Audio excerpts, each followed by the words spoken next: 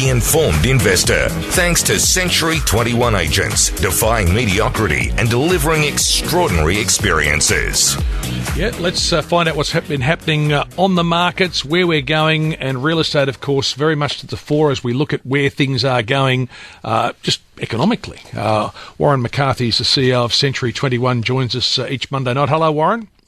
Yes, good evening, John. How are you? Not too bad. Before we look at where things have gone this week, I'm going to question for you. I know Four Corners has gone to air tonight. We've had stories over the last 6 months with all of the apartments that have been built over the past 20 years. I did make the comment at the beginning of the show. So I look at the market. Some of these apartments are amazing. They look terrific compared to the older style apartments. They've got beautiful balconies and lovely facilities, and they're often built with open areas. But now there's concern over the build quality, and we've got this fellow from Propertyology, head of research. He's suggesting it's the equivalent of the bubonic plague and people need to get out of them. What do you make of that? I looked up the bubonic plague to work out what that means, but you know what it did say is that it only killed 10% of the people that unfortunately got that bacterial infection. So I'm thinking if the fear-mongering's around only 10% of the market, then I don't think it's too much to worry about. You know, we won't be seeing buildings falling down around us, and it won't be as catastrophic as what that might sound. The demand is always going to be there to buy that type of accommodation, and yes, there should be scrutiny around the construction and the condition of that construction, but really that should happen anyway. You know, that's what you would do as part of your investigation of what you're going to buy, and you're buying a big-ticket item, so you don't treat it lightly, I'm sure. Well, there's a whole other debate, but we have it here on a regular basis. But a couple of weeks ago, the Reserve Bank governor, he was saying that he was looking at demand and supply, and he was saying we're continuing to increase the population, and that increase in population, he's worried, mightn't necessarily be met with the supply. We had this issue a few years ago. He's concerned about it happening in the next few years. That's going to be an issue, providing enough places for the people that want to buy them. Yeah, it's always been a problem, John. You know, that the pent-up demand that occurs is often because of the net migration and net immigration numbers and the population growth, and the supply just can't keep pace with that. So there will always be a demand greater than supply across the cycle of the real estate market. All right. Okay, I'm going to ask you a question about a story that's emerged, I see here, where people are doing this. They're buying together as mates. So it's not a husband and wife. It's two people who are friends who've thought, listen, I don't think I can afford to buy on my own. The other person feels the same way. Well, let's go in together. Rather than go and renting a place together, let's buy it. So they come up with an agreement. I presume they write up a legal document. What do you make of it?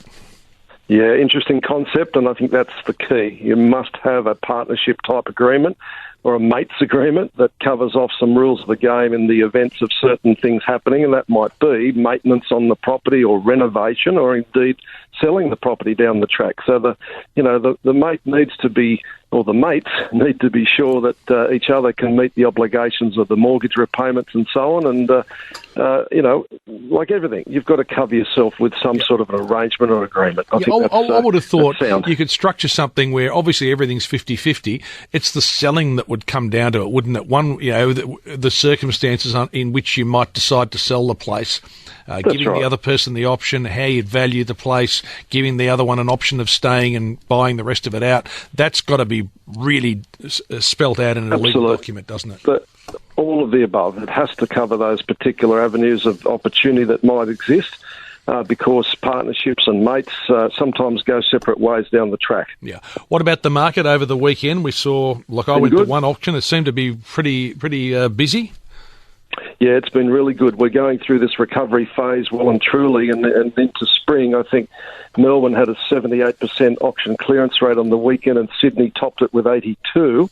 But Adelaide was surprisingly up to 70% now with auction clearance, and Perth 71%. So It's happening right around the country at the moment, John, and I think you'll find that once some of the supply or new stock that enters the market in spring, which it typically does, you'll find a very, very strong market as we move through spring into summer. Brisbane as well. How's that looking, Brisbane, at the moment? Brisbane's good. It's touching just not traditionally a strong auction market, but it's touching just under 50%. Okay. And for the same period last year was around about the same. So it's also crept up nicely. Yeah, and the interesting part of this, of course, we talk about clearance rates. They don't necessarily reflect the numbers of auctions that are there and where prices are going. So at the moment, there's a recovery in the market. Things aren't going, not going through some sort of a boom, but you're saying there's a recovery, a steady recovery. It's a steady recovery, and again, based on the demand versus supply, you'll find that there's not a lot of new stock entering markets, so the demand that is there is certainly competing to buy